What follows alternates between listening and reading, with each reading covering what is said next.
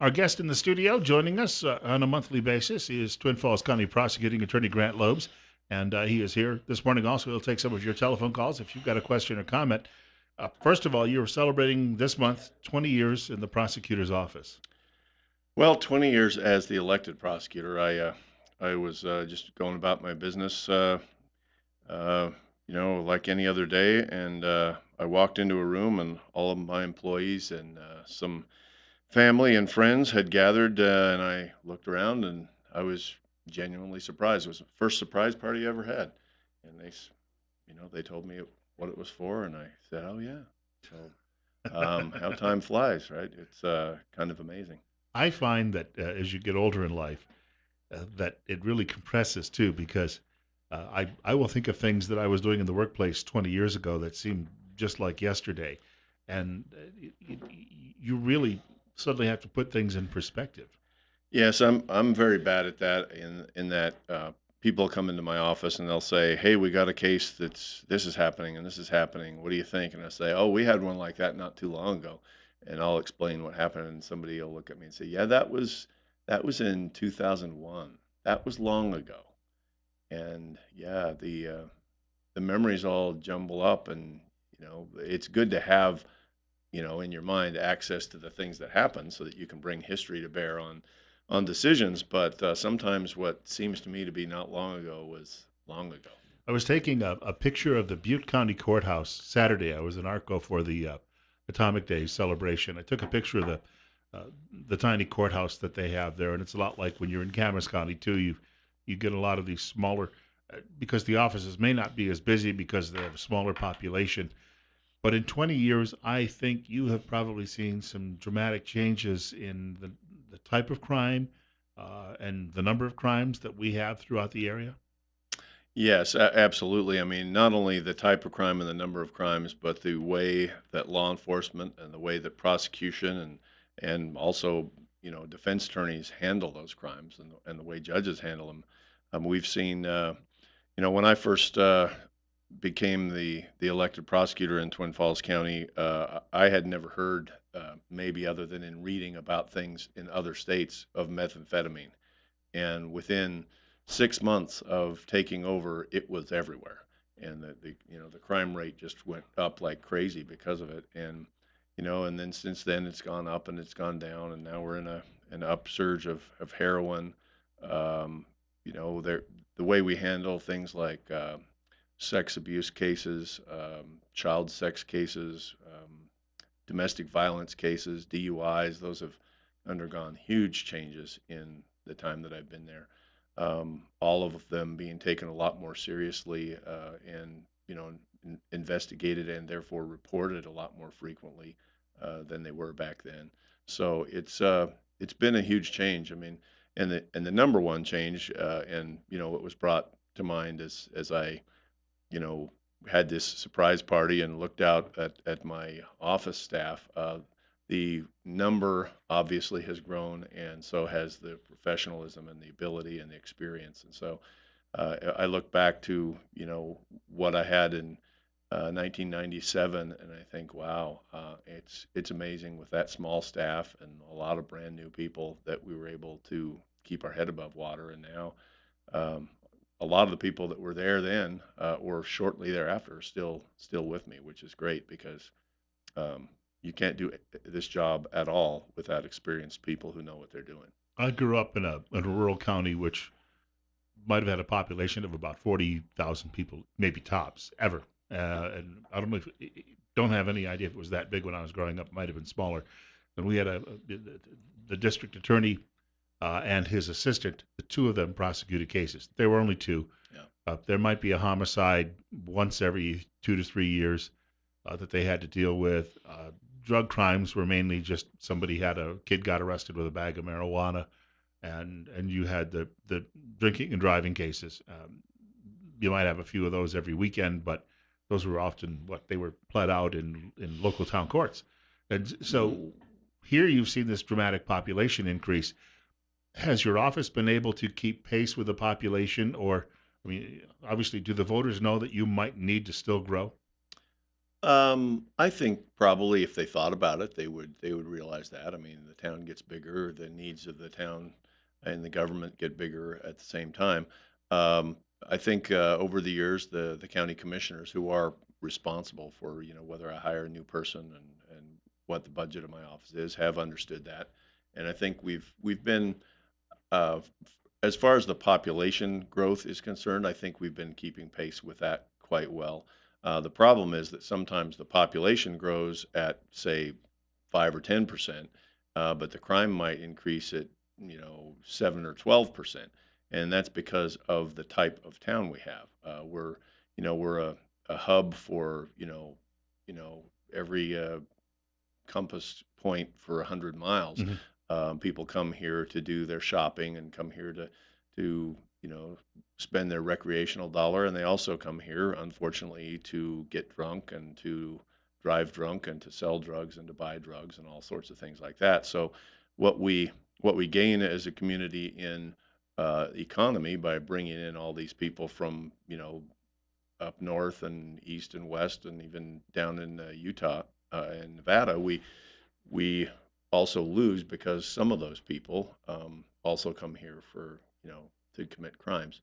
So it's not just a factor of population; it's a factor of the kind of business we have here and the people we attract for all kinds of things. And of course, it's also the trends change. I mean, like I said, when I first started, there was no methamphetamine in Twin Falls, and once that started, we had an incredible increase in crime and related crimes that once people are on drugs. So the commissioners, I think, do a good job of trying to keep that in mind. I'm of course I mention it to them at every budget cycle so that they don't forget. But you'll see the same thing with the Twin Falls Police and the sheriff's office. I mean, both are probably larger than they would be if there was a town 10 miles away that was comparable in size because there's really nowhere else to go but Twin Falls if you're going to do some of these things. Well, and at some point, the population is going to require, we're going to have additional courtroom space. We're going to have additional judges and additional deputy prosecutors Mhm. because it just simply, you have to keep up with it. You can't just put people in a hole and leave them there and say, we'll bring you to trial in 3 years when we find a way to do it. Right, and there is a plan that the commissioners are actively pursuing to put forward a plan to increase the courthouse size, add courtrooms, build a new building, and in anticipation of more judges and more courtrooms being needed. And that's an interesting point too. I mean, over the years, my office has increased in size substantially, as has the public defender's office here, but we still have the same number of judges we had when I came to Twin Falls in 1993.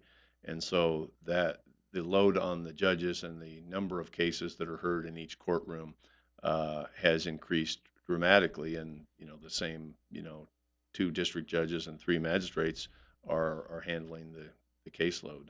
So there are going to need to be changes in the near future. And, I don't think that citizens should balk at that and say, that's too much. I mean, I think the way we've handled things in Twin Falls County has been very conscious of the budget, of the need to be conservative, but obviously we need to be effective as well. And I was going to say, I was coming out of a bank yesterday across the street from the new plaza where the Dick's Sporting Goods store is located. And meanwhile, there's two new buildings going up in the parking lot there. And Yeah. everywhere I go, or if you go down Pole Line Road, uh, just construction cranes. I think for most people, reasonable people would realize the growth means you're going to have more law enforcement, more prosecutors, and more judges. I would think reasonable, though, being the key word. Yeah, I would think most people know that. And, all these things will be done. There's public input at all these things. There's public input at the budget. There will be public input at, decisions that commissioners make regarding the courthouse. The city asks for public input on their law enforcement needs and on their budgets. So, there's a transparent system here, and people who want to be involved can certainly be involved. But I think, as you say, anybody who gives it some thought will know that if you used to get on Blue Lakes and you'd never stay at a stoplight for more than one rotation, and now you're sometimes there for two, and you drive down at 3 in the afternoon on a work day, and it's crowded and you can hardly move. That tells you that there's a lot more happening in Twin Falls than there used to be, and most of that is good, but some of it is not good, and we need to keep a handle on the part that's not good. The crime report came out from the state police a couple of weeks ago, and it didn't show a lot of. There's some growth in some areas, but a lot of that was really due to how certain crimes are counted. I was looking it over, and I thought to myself, for all the population growth, not only in Magic Valley, Twin Falls, but statewide, somebody must be managing it well because we don't have any huge spikes.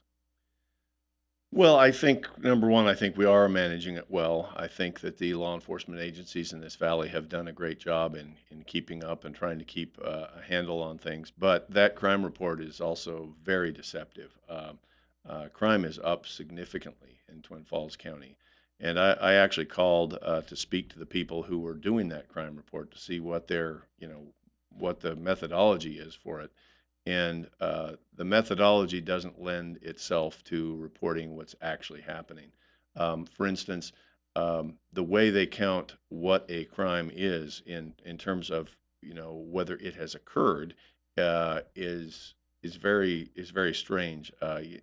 Every time a phone call is placed and an incident is created, that is a crime report.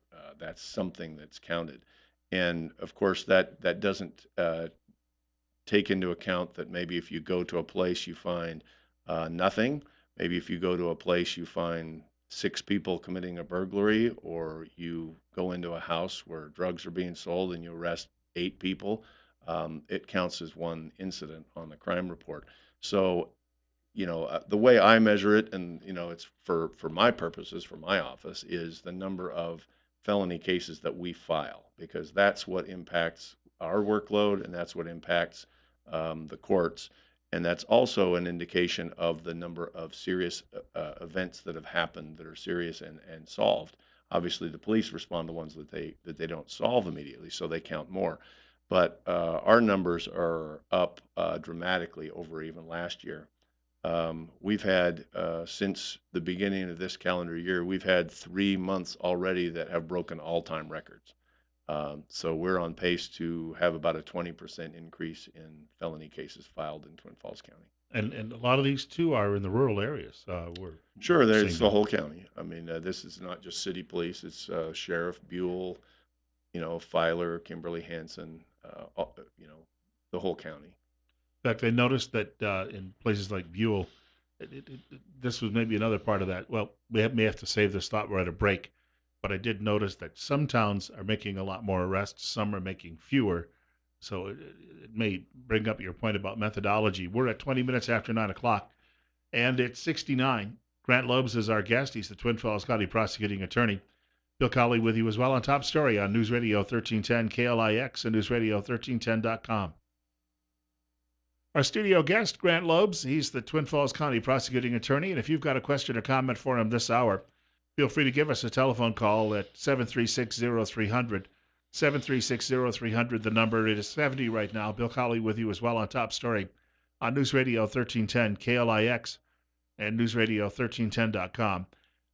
Sad story. We didn't mention this in the first segment of the program, but I was telling you that a friend of mine I used to work with is now the Deputy Public Information Officer for the city of Minneapolis, Minnesota.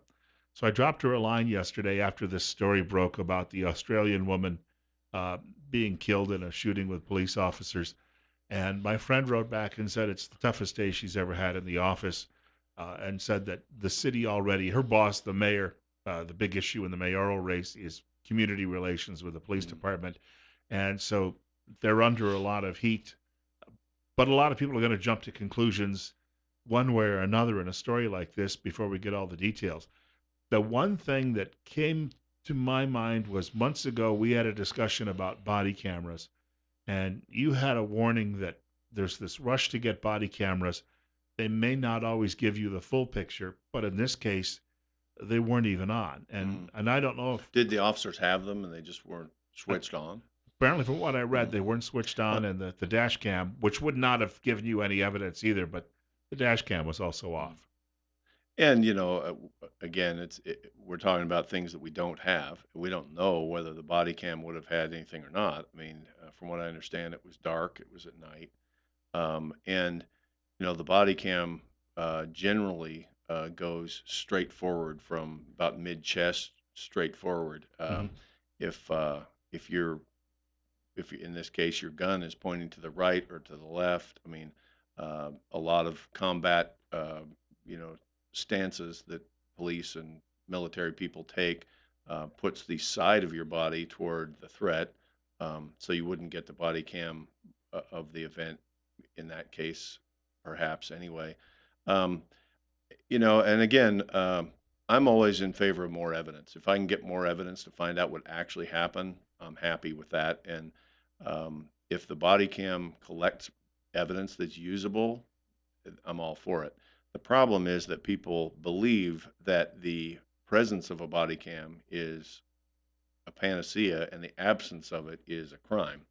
And we need to get beyond that thinking. There are a lot of cases where the officers are wearing body cams and you look at it and you can't tell what the heck's going on. Um, and of course, there are a lot of cases where, I've been doing them for all these years, where we have no body cam, but we have good solid evidence of what happened, either by eyewitness or by a third party eyewitness or by, some kind of physical evidence. So, um, the presence or absence of the body cam is not the main issue here. The question, obviously, is what happened to this poor woman and why did this officer make this mistake? And I'm sure there will be an incredibly detailed and very painful investigation into that. Officer involved shootings, and I think since we got into the cable news 24-hour news cycle era, uh, get a lot more attention. And because there's an old line from Donald Rumsfeld after one of the Iraqi museums was being looted. And he said, after you see the same picture 48 times a day, in other words, every half hour, he said, you get the impression that this is going on a lot. It's just one picture. Mm-hmm. And I think sometimes that we draw the conclusions that, and there are people out there who say, well, police officers are out of control, but police involved shootings are nothing new. It's just that we have a lot more coverage of them today. Uh, but it does seem odd that even the dash camera wasn't on. And I had friends who were police officers who told me they were always on. I don't know, maybe there's a different policy in a place like Minneapolis. You would have only gotten sound out of that because the shooting took out was through one of the doors versus facing forward. Mm-hmm. But the problem is when media seizes that story that says, well, all the cameras were off, immediately they start to try to fill in the blanks and say there was something that was sinister going on here. Sure, and I don't know what the policy is in Minneapolis, but it's hard to think that there's some intentional decision on the part of this policeman to go to this possible burglary call and shoot the poor lady who made the complaint and said, "I need help. There's a burglar." Um, that would have, you know, to do with whether the camera was turned on at all. Now, if they find out that the camera was turned on and the dash cam was turned on and it was erased, well, that's a different thing entirely. But that's part of the problem with the body cams is there needs to be a policy about when you turn them on, and there needs to be absolute adherence to that policy because anytime you the policy says you should turn it on when you roll up to a possible burglary and you are doing other things and so you don't turn it on, well then it looks bad. So that's part of the challenge of coming up with a good body cam policy. You need to know when it goes on and when it goes off. We are living, though, in a world, and you see this all the time, where there is so much rush to judgment by the public and sometimes fueled by the media that it makes it sometimes very difficult from a prosecutorial standpoint to actually get to the bottom of everything. Well, it doesn't make it that tough for the prosecutors to get to the bottom of things. We get to the bottom of things the same way we always did. We wait for the police to do a thorough investigation, and if it's in this case a policeman we're investigating, we wait for an outside agency to do it. We have an outside in Idaho anyway, and I'm sure it's in this way in in Minneapolis, we have an outside prosecutor agency look at the facts and come to a conclusion. The problem is that uh, a segment of the public, fed by media that doesn't have any idea what it's talking about and doesn't know or care about the evidence, jumps to conclusions, and then it becomes like a public firestorm. And the prosecutors and the police are trying to do their job the way they always have, um, slowly and methodically getting to the bottom of things and trying to do what's right. And they get 1,000 phone calls, yelling at them, threatening them, accusing them of things. And so there's a small portion, I think, of the public that relies on everything they see on Facebook as true. And the fact is, Facebook doesn't know what it's doing. We've got more with County Prosecutor Grant Loebs on the way. It's 9:30. Our studio guest is the prosecuting attorney in Twin Falls County, Grant Loebs. Bill Colley with you as well on Top Story on News Radio 1310 KLIX and newsradio1310.com. 9:34, and we're at 70. Question or comment for the prosecutor, 736-0300, 736-0300. You had referenced summertime and the fact that Twin Falls is such a hub now for the region that we see. One thing you referenced was a lot of people come here to get drunk, and then they get arrested. Are we? I know that there was a period earlier in the year where we were seeing a real spike in DUI arrests. Is that still continuing? Yeah, it's still pretty high. And I didn't mean to say they come here just to get drunk, but they come here and they do all kinds of things that involves drinking, and of course the result sometimes is they get drunk. But a lot more people are coming to Twin Falls because of all the new restaurants we have, all the recreational opportunities we have, just because it's a great town to visit. And some of the people that visit have too good a time, and so yeah, the number of those offenses is still up. It's still quite high. The funny thing, we were talking earlier about the crime rate. The crime rate has increased in terms of what I see. That is cases that are brought to us by the police and which are fileable. It's increased across the board in everything. I mean, um, 2 years ago, a year ago, our drug cases were about half of our filings and felonies, and they still are, but everything else has increased too. So the overall number has gone up, and the overall number of every type of thing has gone up, from theft crimes to crimes of violence to drug crimes, you name it. I mean, everything's kind of up across the board. People, when they're committing a crime like drinking and driving, though, it, it used to be thought, well, on cold winter nights they do more of it, and now it's thought that people say, well, maybe they do it on hotter days, but there's no real seasonal. I guess. No, it's sometimes tied with special days, which we get together with friends and family and celebrate. But as far as whether people do more in the cold or more in the warm, I don't think there's a big difference.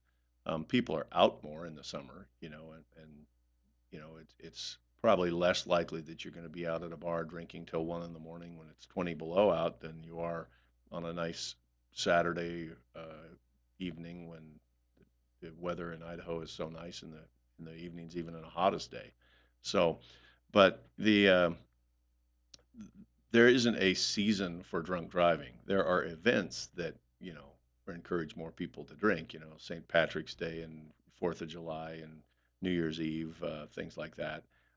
And we have little spikes on those, but in general, there's not a big difference between summer and winter. We've had 30 years of trying to discourage people from doing this with changes in laws and tougher laws, and really a national standard now in the drinking age and all of that. It seemed that for a long time it did work, but now it seems that we're seeing things Well, and I reverse. I don't know if that the rate isn't down.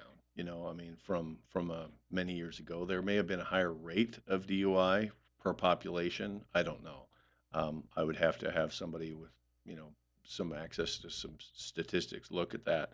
I just know that the raw number is up, and that's what matters to me in this job is how many cases do I have to handle versus how many did I handle last year.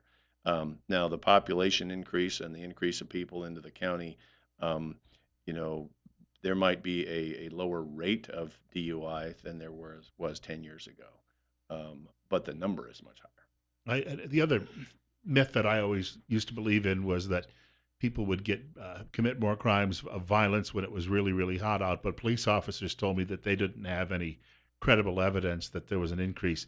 But I can tell you just from what I've seen in some parking lots in the area over the last 10 days, my own experience too is that people when it's really really hot, they'll fight you over a parking space, maybe unlike they would in the wintertime. Well, I think, tempers get out of control when people get uncomfortable, and a lot of heat does that to people. So, I mean, maybe that's it. Um, Plus, they're out enjoying the day, and anytime a lot of people are in one place trying to do the same thing, there's going to be conflict. We wanted to point out. I've got a couple of questions to ask you on a more probably civil law coming up in the next segment of the program, but I want to squeeze in a caller. We'll get a question in for about 30 seconds and we can answer that on the other side of the break. Caller, you're on the air. Go ahead. We should promote a designated driver for holidays like Cinco de Mayo. Yeah. On any particular day or Well, designated drivers is a good idea for lots of days and for any time that you're going to go somewhere where you're going to want to drink. But, I think a lot of people think, well, I won't have that many. It'll be fine. I'll be okay to drive. And then they have one extra, and, then a policeman lights them up and they're on their way to jail. and life sometimes ruined because of that. 940. We've got more with Grant Loebs coming up, the prosecuting attorney from Twin County. It's 69. Bill Colley with you as well on Top Story on News Radio 1310 KLIX and newsradio1310.com. Our studio guest is Grant Loebs. He's the Twin Falls County prosecuting attorney. And you're listening to News Radio 1310 KLIX and newsradio1310.com at 69 at 943. Bill Colley with you as well on Top Story. A couple of things that I came across, and they're not really related to criminal law.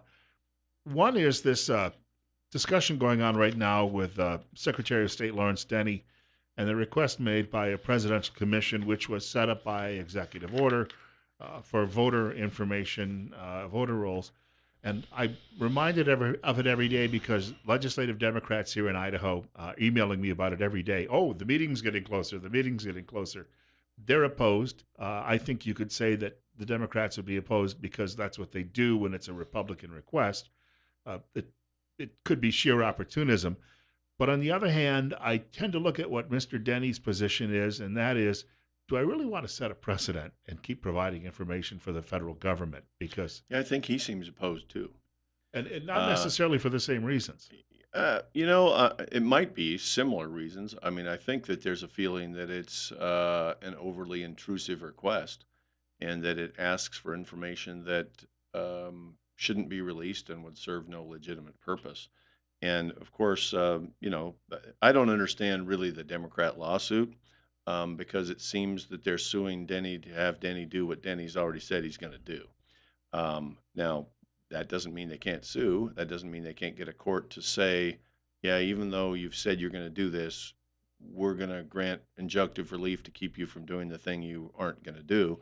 But Denny has already said he's going to treat this under Idaho law as an Idaho public record request, which means that um, at least for the time being, unless there's a lawsuit from the federal government that changes that position, um, Denny's position is that this request by the federal government will be treated the same as a request if you had made it, and will be governed under Idaho public records law.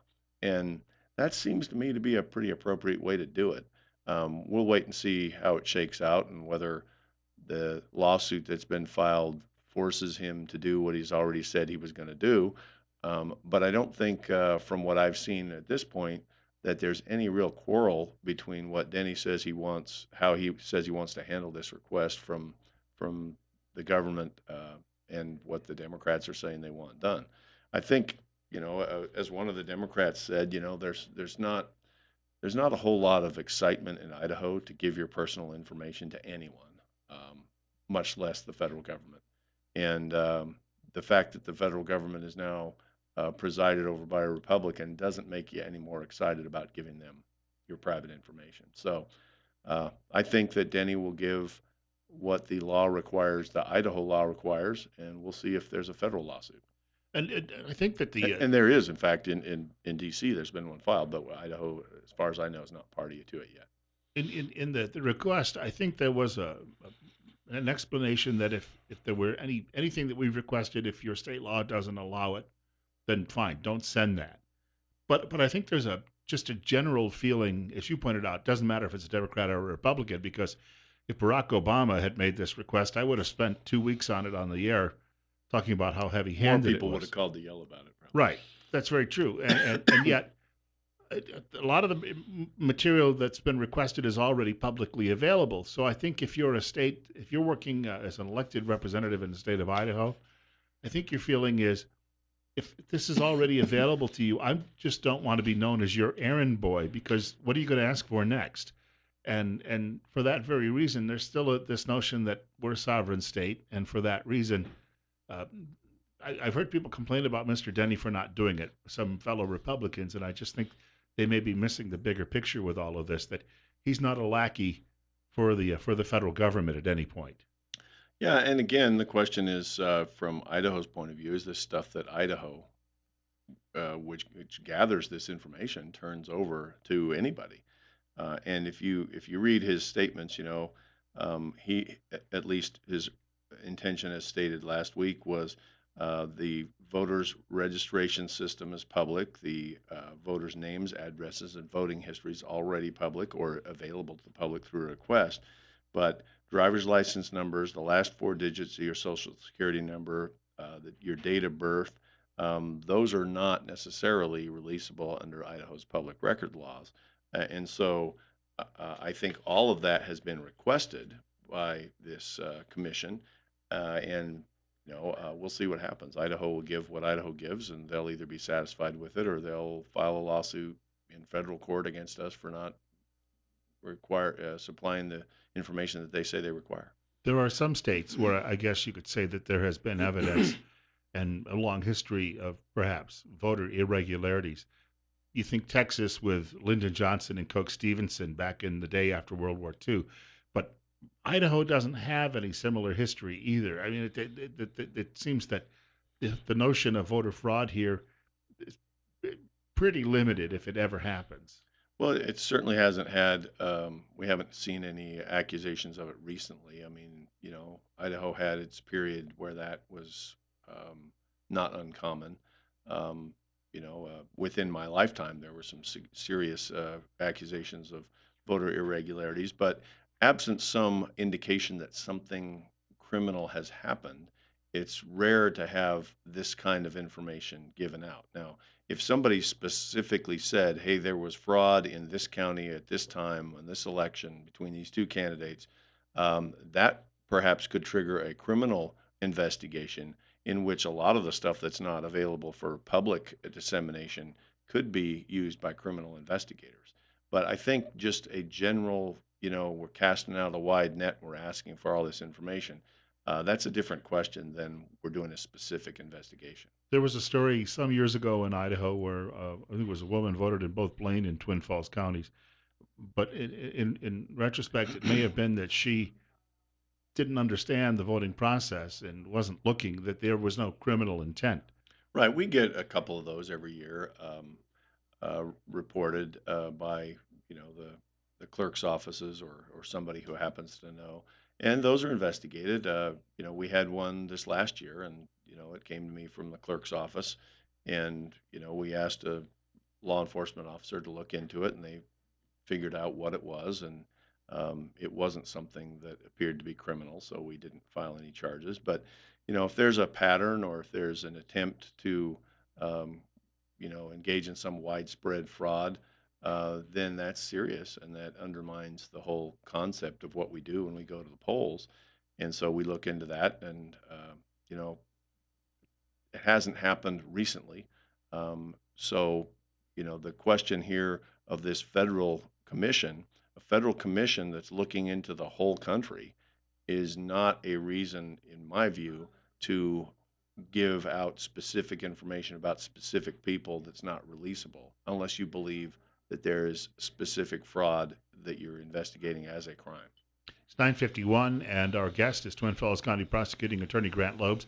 We're at 70. Bill Colley with you as well on Top Story on News Radio 1310 KLIX and News Radio 1310.com. Telephone number 736-0300. The other quirky story got picked up by the New York Times, and then it got picked up by a website yesterday called Boing Boing, and then it was picked up by, of all people, Betsy Russell, because she's got a radar system that for news that works like nobody else's, from what I can see.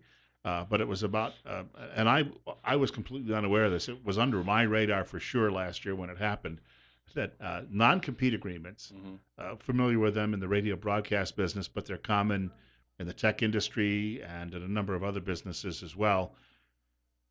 That in California they've just nullified them. They've just eliminated non-compete agreements altogether and saying it's an unfair labor practice. But in Idaho, we turn out to have one of the toughest enforcements of these. If somebody suddenly gets a job offer and they decide to leave one tech company for another, your boss in Idaho has a lot of power to prevent you from taking the other job. A lot of people are completely unaware of this. The fact that it got picked up by the Times and then got picked up by some people on the local level means that when it happened, nobody was paying any attention in media last year. Yeah, I looked into that as a result of your email because it's kind of outside my scope of direct interest because it's not criminal; it's all civil.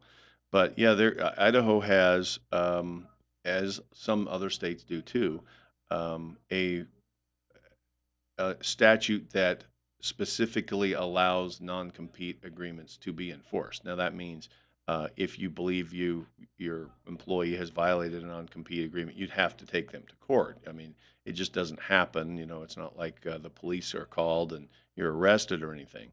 But what happens is employers have contracts, and when you take a job with them, you sign a non-compete agreement, and that's been done for years. The question is, what enforceability is there? Is it actually taken to court? Are employers suing? And I guess in Idaho, there is um, the statute that we have allows more likelihood of success for an employer suing. It puts the burden on the employee to show that he is not such a key element of that employer's business that his moving doesn't disrupt the employer's ability to, compete and keeps, trade secrets and, so forth. So I think that's the main difference in Idaho's law from others is that it puts the burden on the employee himself to prove that he is not covered by the non-compete agreement. And nobody forces employees to sign non-compete agreements. They do that on their own willingly when they take the job and it's requested of them.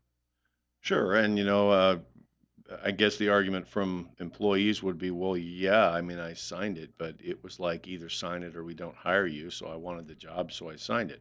Well, and that's true, but a lot of contracts are like that, right? I mean, a lot of times you sign a contract under that type of legal duress. That is, if you don't sign, you don't get it. I mean, if you don't sign this agreement, I'm not going to sell you this car.